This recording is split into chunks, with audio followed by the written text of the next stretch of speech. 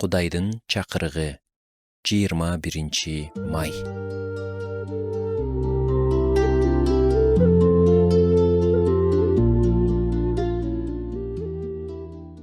Элестетсеңиз, сиз эң жакын досуңузду бир нече жылдан бери көрө элексиз дейли.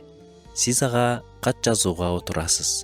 Көз алдыңызга анын жүзү келет. Бирге өткөргөн жакшы да, кыйын да учурлар эстелет. Жүрөгүңүз сиз отурган жерден алда канча алыс учуп, кат жазып жаткан адамдын жанына жүргөндөй сезилет. Калем болсо ойлорумдун ылдамдыгынан жазып жетишпей калат. Кат мындай сөздөр менен башталат. Салам досум, кандайсың? Жашоолор кандай? Баары жакшыбы?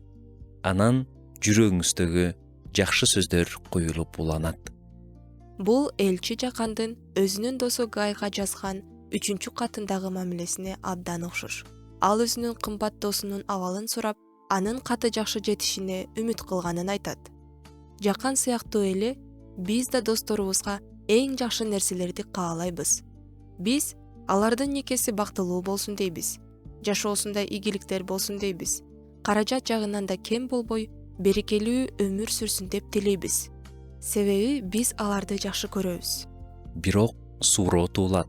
Эгер бизде машаяктагы бир тууганыбызга да дал ушундай сүйүү жана камкордук болсо эмне болмок? Бул биздин жашоого болгон мамилебизди кандай өзгөртөт эле? Жана машаяктагы досторубуз үчүн жакшы иш кылууга болгон убакыт канчалык кыска экенин түшүнүүгө кандайча жардам берет эле?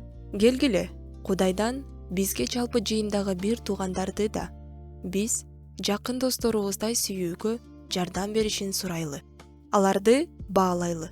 Ага убакыт, күч бөлөлү жана чын жүрөктөн сүйөлү.